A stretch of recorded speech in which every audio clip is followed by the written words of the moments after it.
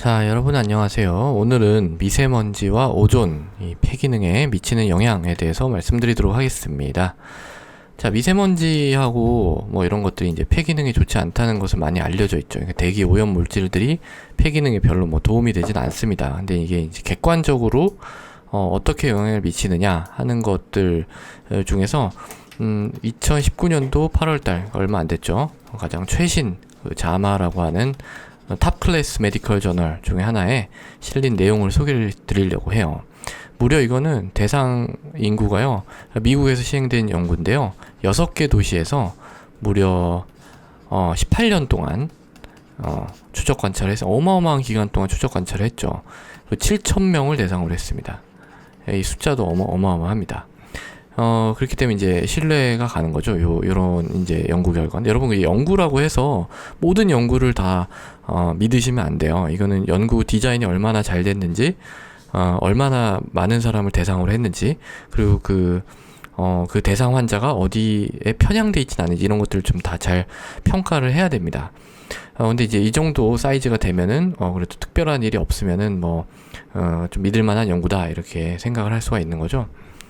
그래서 결과는 뭐냐면은요, 그러니까 18년 동안 쭉 추적 관찰했으니까 이 처음 시작한 시점 있죠. 이 조사 시점, 처음 시작하는 이 시점에, 오존하고요, 그 다음에 초미세먼지. 초미세먼지는 이제 PM2.5 이런 식으로 쓰죠. 미세먼지는 PM10, 그러니까 10 마이크로미터, 2.5 마이크로미터, 파티클 사이즈를 이제 그렇게 분류를 하기 때문에 이건 초미세먼지를 뜻합니다. 그 다음에 이제 질소화합물, 그리고 그을음, 공장 매연 같은 데서 그을음 같은 거, 이걸 이제 봤는데, 이 네 가지가 모두 폐 기종에 발생하고 유의한 관련성이 있었습니다. 여러분, 폐 기종이라는 게 뭐냐면 그 COPD를 들어보셨을 거예요. 이 COPD 중에 일부입니다. 그러니까 COPD는 사실 폐 기종하고 만성 기관지염이 있는데요. 기관지염, 이 평가가 좀 다릅니다. 그러니까 COPD를 평가할 때 제가 이제 FEV1이니 뭐 FEV1 per FVC니 뭐 이런 얘기를 이제 드렸을 거예요. 그래서 요게 이제 70% 미만이면은 COPD를 진단하고, 이게 80, 50, 30 이렇게 내려가면서 단계가 올라가는 건데요. 이걸 하려고 그러면 폐 기능 검사를 해야 됩니다. 폐 기능 검사. 이게 쉬운 검사가 아니죠. 그러니까 7,000명을 대상으로 막 이렇게 하기가 어려워요. 근데 폐 기종이라는 거는 CT를 찍으면은 웬만큼 정량적으로 평가가 가능합니다. 그리고 또 하나의 차이점은, 폐 기능 검사는 환자가, 그 대상 하시는 분들이 얼마나 잘하느냐에 따라 약간 결과가 계속 바뀌어요. 근데 CT는 그렇지 않죠. 그래서 여기서는 객관적인 평가를 위해서 이 폐 기종을 평가를 했어요. 합리적이죠? 그래서 결과가 이런 오염 물질들이 다 폐 기종 발생에 영향을 미친다라는 그런 결과를 얻었는데요. 근데 이제 이거는 이 시작 시점 때에 이제 농도가 그랬다는 거고요. 이제 그 이후에 18년 동안 추적 관찰하면서 이때 이제 상황이 어떻게 변했는지에 따라서 폐기종 발생이 어떻게 달라졌느냐, 이걸 조사를 해봤는데, 이 추적 관찰 기간 동안에서는 뭐가 유의한 관련성이 있었냐면 오존하고 질소 화합물이에요. 그러니까 미세먼지는 큰 관련이 없었습니다. 일단 결론이 이렇게 나왔는데요. 그렇다고 해서 뭐 미세먼지가 뭐 그렇게 위험하지 않다, 이렇게 결론을 내리면 안 돼요. 그러니까 맥락을 아셔야 되는데, 이 미국에서는요, 지난 18년 동안에 미세먼지 농도가 점점 감소를 했습니다. 그러니까 이런 것들이 결과에 영향을 미쳤을 수가 있는 거죠. 물론 뭐 다 보정을 하긴 했지만은, 그래도 이 상황 자체가 우리나라하고는 좀 많이 다릅니다. 우리나라는 미세먼지가 갑자기 확 증가했잖아요. 그래서 이런 연구를 해야 돼요, 우리나라도. 그러니까 우리나라도 이런 대기 지표들과 어떤 폐 기능과의 관련성, 또는 뭐 다른 어떤 지표를 잡든지 해서 그 객관적으로 평가할 수 있는 연구 디자인을 지금부터 해야 됩니다.